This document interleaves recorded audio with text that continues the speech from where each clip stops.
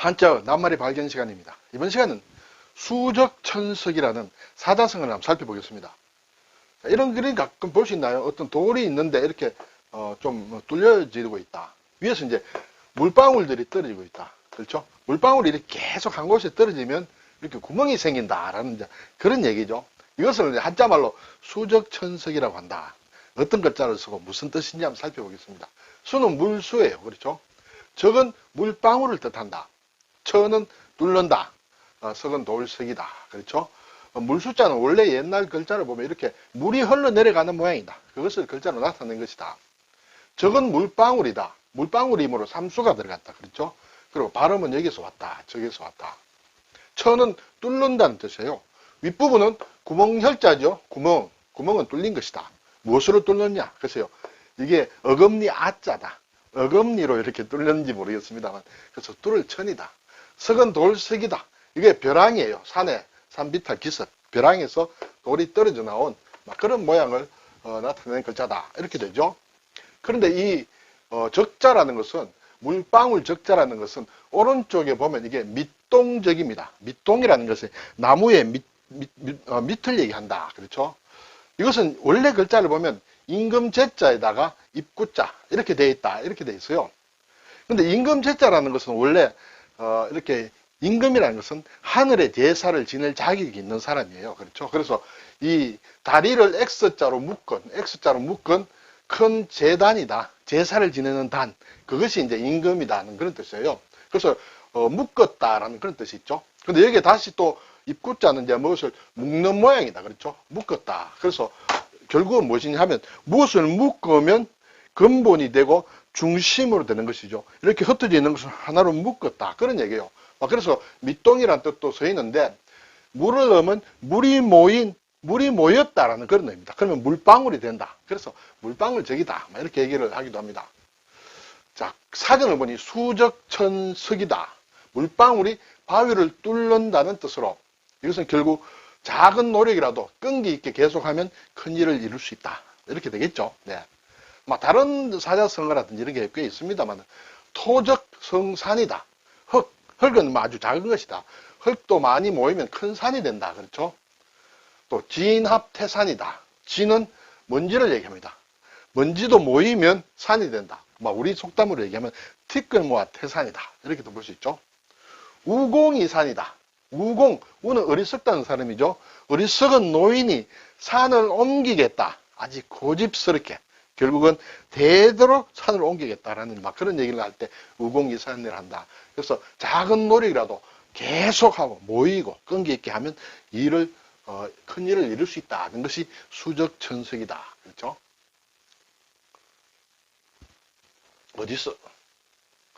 이것은 어디에서 온 말인가? 유래를 보면 수적천석 관련해서 중국의 송나라 때 장괴애라는 사람이 있었는데, 이 사람이 어떤 고을, 숭량이라는 곳에 현에 현감으로 있을 때 어느 날 관아의 창고를 보고 있는데 어떤 급히 한 사람이 관원이 이렇게 뛰어나오는 것이에요. 그래서 보고 불렀습니다.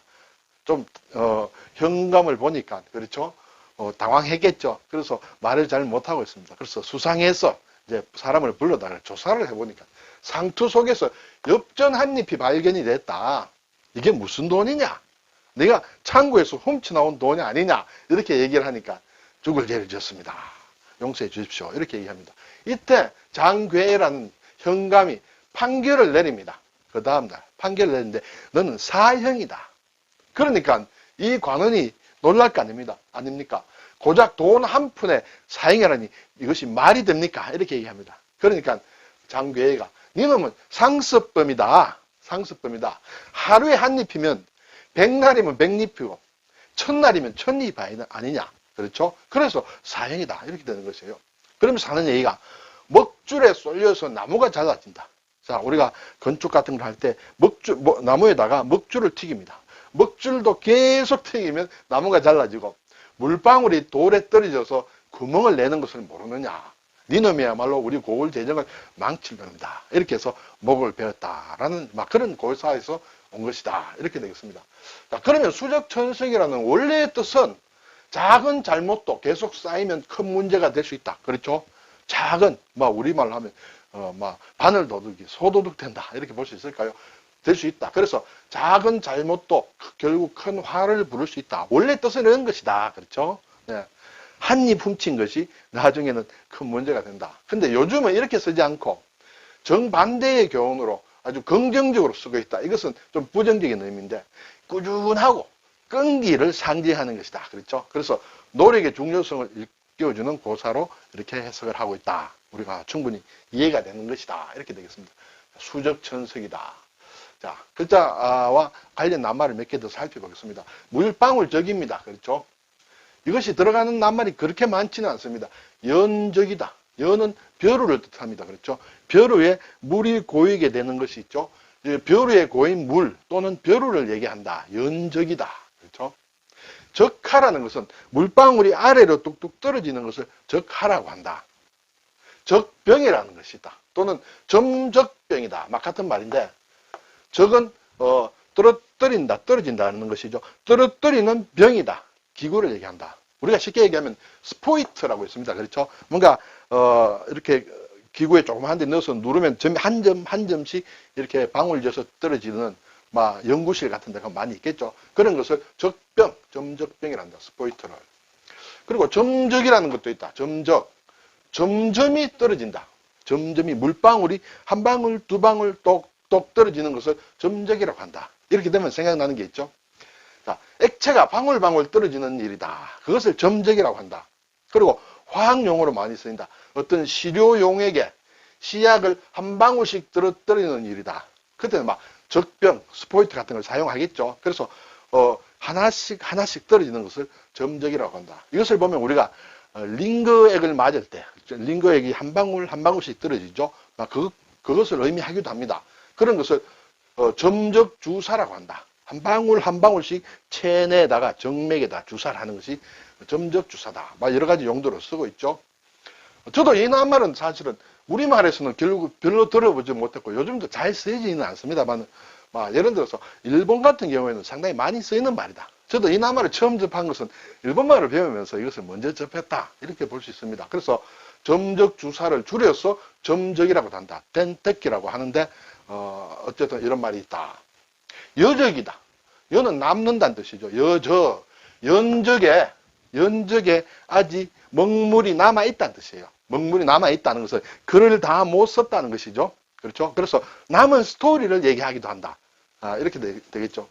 여적, 그것을 남아있는 스토리를 적은 란을 여적란이라고 한다. 신문 같은 데 보면 조그만 여적 칼럼이라는 게 있습니다. 보신 분도 계시겠습니다만 요즘도 이런 여적이라는 제목의 어떤 단상의 칼럼의 제목으로 여적 해놓고 어떤 에피소드나 이런 것을 쓰는 것이 있다. 그것을 여적란이라고 한다. 남은 잉크로 적었다. 이렇게 되겠죠. 자, 이제 삼수를 떼면 밑동이었죠. 나무 밑동을 얘기한다. 여기에 착받침을 붙이면 맞을적이다. 맞을적이다. 적합하다. 적격이다. 굉장히 많이 쓰인다. 손수를 넣으면 따낸다. 딸적이다. 적출한다. 장기를 적출한다든지 여러 가지 있습니다. 적시한다. 무엇을 탁 꼬집어내어서 보여주는 것이 적시다. 그리고 칠복자를 붙이면 대적한다는 것이죠. 적군이다. 난적이다. 상대하기 어려운 적을 난적이라고 한다. 여자 여자를 붙이면 정실이다. 정실. 적자는 정실의 자식을 적자라고 한다. 물론 반대말은 서자라고 볼 수 있겠죠. 그래서 적서라는 것은 정실과 말하자면 정실이 아닌 그런 경우를 서라고 한다. 말씀을 넣으면 귀양 간다 이렇게 돼 있어요. 귀양 갈 적이다. 적소다. 적소. 유배지를 얘기한다. 귀양 간 장소, 유배된 장소를 얘기한다. 적선은 신선이죠. 하늘에서 잘못을 저질러서 이 땅으로 귀양 온 신선을 적선이라고 한다. 그리고 특히 문장을 잘 짓는 시인을, 큰 시인을 적선이라고 한다. 저는 사람의 재주갑니다. 하늘에서 내려온 사람이다. 특히 이태백을 불러서 적선이라고도 한다. 쇠금을 붙이면 살촉이다. 화살촉을 얘기한다. 명적이다 하면 명은 운다는 뜻이죠. 울명자. 우는 살을 얘기합니다. 우는 살. 흔히 우리가 효도 운다는 뜻이죠. 어떤 싸움을 개전을 할 때 이렇게 쏘면 하늘로 날아가면서 소리를 내는 그런 화살을 명적 또는 효시라고 할 때 쓴다. 자, 뚫을 천자가 왔습니다. 구멍혈에 어금니 아자예요. 천공이다. 공은 구멍을 얘기합니다. 그렇죠? 말하자면 공자님 할 때 공자인데 구멍 공자다. 그러한 것을 하는 것 천공기. 뭐 옛날에는 천공을 해서 카드 펀치를 하는 것이 많이 있었죠. 관천이다. 관천은 뚫는다 하는 것이에요. 뚫는다. 그리고 말하자면 또 뚫는다. 이것이죠. 학문을 깊이 이렇게 말하자면 공부하는 것을 관천이라고 한다. 그리고 천착한다. 천착. 착도 상당히 어려운 글자인데 뚫는다는 뜻이죠. 구멍을 뚫는다는 것. 그리고 어떤 원인이나 내용 따위를 따지고 파고들고 해서 연구하는 것. 이것도 학문을 어떤 분야에 천착한다는 것은 깊이 파고드는 것을 얘기한다. 또는 억지로 이치에 닿지 않는 그런 말을 또 천착이라고도 한다. 천상갑이다. 동물이죠. 우리나라에서는 글쎄 보기가 쉬운지 모르겠습니다만 한방에 약재로도 쓰인지 모르겠습니다. 두꺼운 비늘이 있는 그런 동물이다. 갈이 천정이다. 목이 말라야 우물을 판다. 우물을 판다. 그렇죠? 목마른 사람이 샘을 판다. 그런 갈이 천정이다. 네, 오늘 수적천석이다. 예. 기본적으로는 한중일을 같이 쓰는데 일본이나 중국에서는 이렇게 천석을 이렇게 바꾸어서 그렇죠. 수적 석천이다. 이런 말을 더 많이 쓰는 것 같습니다. 네, 수적천석이다. 연적이다. 그렇죠? 점적이다. 점적. 여적이다. 천공이다. 이런 말을 살펴봤습니다. 감사합니다.